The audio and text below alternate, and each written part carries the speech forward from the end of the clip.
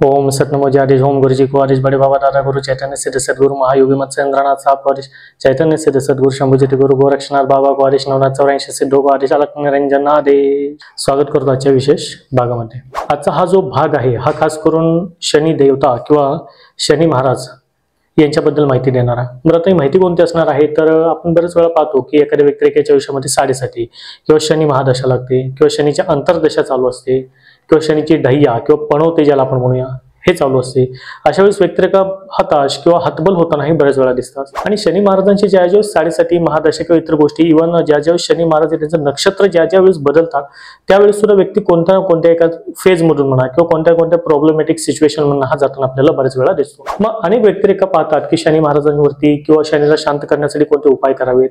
मग ज्योतिष असेल किंवा तुमचे कोणी गुरु असतील किंवा जे व्यक्तिरेखा अशा ज्योतिषशास्त्राविषयी माहिती ठेवणारे असतात यांच्यावरती रेमेडीज किंवा याच्यावरती उपाय हे त्यांच्याकडनं घेताना दिसतात। मागच्या या भागामध्ये आपण शनी महाराजांचा उपाय खास करून ज्या ज्या व्यक्तिरेखेंना शनी साडेसाती किंवा कोणत्याही पद्धतीचे शनी जर पत्रिकेला खराब असेल तर मग शनीला शांत करण्यासाठी काही उपाय सुद्धा केले जातात। ते उपायाच्या भागामध्ये खास करून पाहणार आहोत। पहा, मी यापूर्वी म्हटलं आहे आणि आज म्हणत आहे की शनी महाराजांना शांत करणे हे काही इझिली नाहीच आहे। मुळामध्ये शनी महाराज हे शांत म्हणण्याविषयी असतं की बजरंग बलीच्या केल्या जाणाऱ्या भक्तीमुळे किंवा बजरंग बलीच्या केल्या जाणाऱ्या कोणत्याही पद्धतीच्या पूजा सेवा अर्चामुळे शनी देवता हे शांत होतात किंवा शनी महाराजांची साडेसाती ढैया याचा त्रास हा कमी होतो।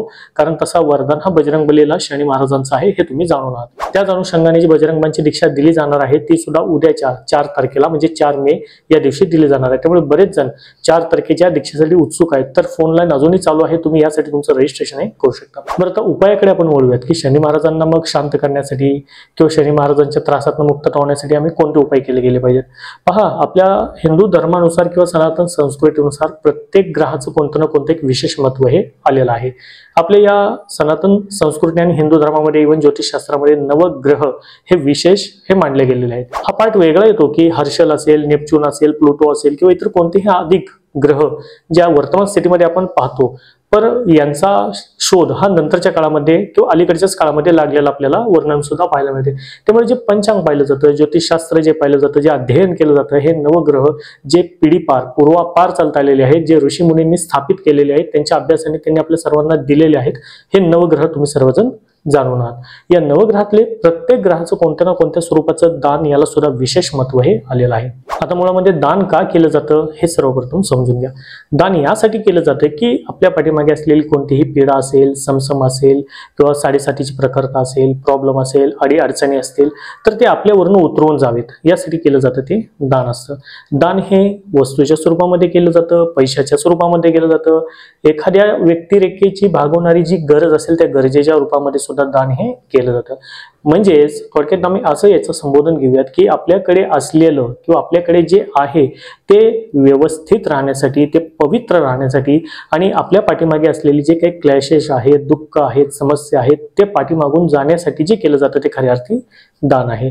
मी यापूर्वीच्याही एपिसोडमध्ये तुम्हाला पैशाचं केलं जाणारं जे दान आहे याला विशेष महत्व का असते हे सुद्धा तुम्हाला सांगितलेलं आहे। कारण पहा, आपल्यापाशी असलेला जो पैसा आहे किंवा आपला जो इन्कम सोर्स आहे किंवा आपल्याकडे येत असलेले जेवढे पैशाचे सोर्सिंग आहेत, मग पैसा कोणत्या मार्गातून कुठल्या व्यक्तिरेखेकडे येत असेल हा डिपेंड आहे त्या पैशावरती किंवा त्या व्यक्तीवरती। पण तो आपल्याकडे असलेला जो पैसा आहे हा शुद्ध होण्यासाठी आणि आपण कमवलेली भलेही मग कोणत्याही मार्गातून कमवलेली लक्ष्मी असेल ही शुद्ध होऊन आपल्याकडे परत मिळण्यासाठी केला जाणारा जो धर्म आहे त्याला सुद्धा दान किंवा याला सुद्धा महत्व हे प्राप्ती यासाठीच आहे। मग शनी ग्रह हा शांत होण्यासाठी, शनीची पीडा समस्या हे निवारण होण्यासाठी किंवा शनी पत्रिकेला अनुकूल नसेल, शनी 8व्या स्थानकात असेल किंवा ज्याला आपण पत्रिकेमध्ये शनी हा मारक स्थितीमध्ये असेल तर अशा वेळी निश्चितपणे शनी महाराजांचं केलं जाणाऱ्या वस्तूंचं जे दान आहे हे त्या व्यक्तिरेखेवरती असलेली आरा पीडा किंवा त्याच्या पाठीमागे असलेली समस्या याच्यातून त्या व्यक्तीला निश्चितपणे समाधान हे मिळवून देते। मग आता या वस्तू कोणत्या आहेत, हे दान कधी करायचं आहे ते आपण समजून घेऊयात। तुम्हाला माहिती आहे की शनी महाराजांचा वार कोणता मानला जातो तर हा शनिवार आहे। त्यामुळे हे दान जे केलं जाणार आहे हे दान सुद्धा तुम्हाला शनिवारीच करायचं आहे। दुसरा प्रश्न उद्भवतो की दान किती वेळा केलं गेलं पाहिजे। मी तर म्हणेल, पहा, जर जमत असेल, समजा तुम्हाला शनी साडेसाती चालू असेल किंवा शनी अगदीच पत्रिकेला खराब असेल तर प्रत्येक महिन्यामध्ये एका शनिवारी, कोणताही शनिवार याच्यामध्ये चालेल, खास करून कृष्ण पक्षातला शनिवार याच्यासाठी पकडावा. म्हणजेच पौर्णिमेनंतर अमावस्या या 15 दिवसाच्या कालखंडामध्ये जे शनिवार येतात त्यातला कोणताही एक शनिवार तुम्ही याच्यामध्ये पकडू शकता. हा प्रत्येक महिन्याला जर जमत असेल तर तुम्ही करू शकता. जर जमत नसेल तर मिनिमम 3 महिन्यातून एक वेळेस हा उपाय तुम्ही केला पाहिजे. तुम्ही म्हणाल मग 3 महिन्यातनं का करावा? कारण पहा, अनेक ग्रह 3 महिन्याच्या कालखंडामध्ये त्यांची चाल म्हणा किंवा त्यांची राशी हे बदलताना दिसतात किंवा ते नक्षत्र हे बदलताना सुद्धा आपल्याला दिसत राहतील. त्यामुळे महिन्यामध्ये जर नाही जमलं तर 3 महिन्यातून एकदा 3 महिन्यातून एकदा करण्याचा आवश्यकपणे प्रयत्न करा.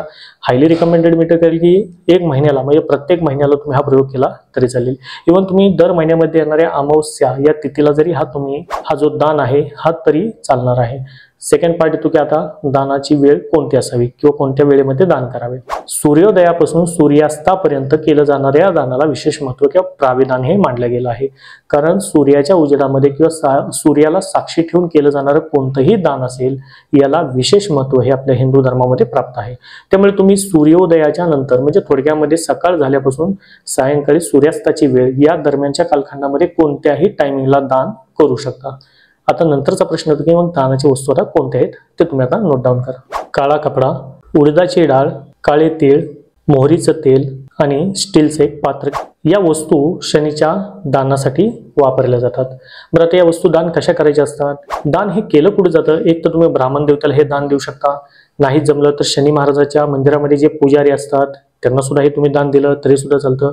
यापैकी कोणीच जरी नाही भेटला तर ज्या व्यक्तिरेखेला गरज आहे किंवा गरजू व्यक्तिरेखा आहे अशा व्यक्तिरेखेला केलं गेलेलं दान सुद्धा हे मान्य झालेलं आहे. त्यामुळे यापैकी कोणत्याही व्यक्तिरेखेंना तुम्ही दान हे देऊ शकता.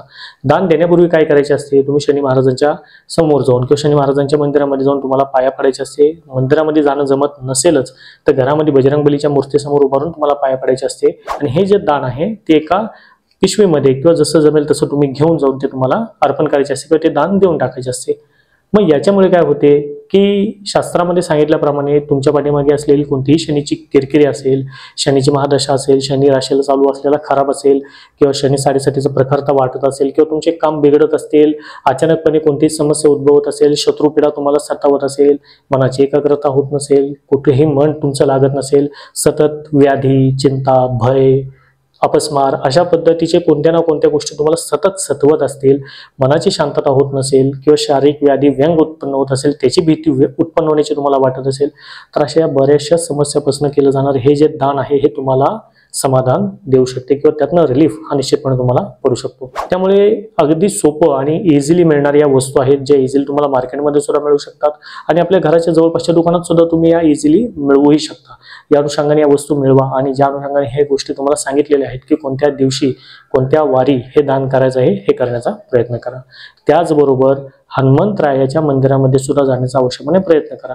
मित्र म्हणेल की पहा, आपल्या हिंदू धर्मामध्ये आपल्या प्रत्येक घराघरामध्ये आठवड्यातून एकदा तरी सहपरिवार आपण आपल्या जवळ असलेलं कोणतंही मंदिर असेल, मग देवी असेल, देवता असेल, महादेवाचा असेल, हनुमंतरायाचा असेल, तिथे जाण्याचा आवश्यकपणे प्रयत्न करा. कारण मित्र म्हणेल की खूप कमी स्थिती अशी आहे वर्तमान स्थितीत की घरातील प्रत्येक व्यक्ती सहपरिवार एखाद्या देवी देवतेच्या देवळामध्ये जाताना दिसतात. त्यामुळे मी तर म्हणेल की ही सवयच आपल्याबरोबर आपल्या येणाऱ्या पिढीला सुद्धा याची माहिती व्हावी, आपल्या हिंदू धर्म सनातन संस्कृतीची माहिती त्यांना सुद्धा व्हावी, त्यांच्या कानी पडावी. इव्हन हे सर्व आचार धर्म काय असतात हे त्यांना ज्ञात हवेत. त्यामुळे आवश्यकपणे जवळ असलेली जिथे मंदिर असेल तिथे जाण्याचा प्रयत्न करा.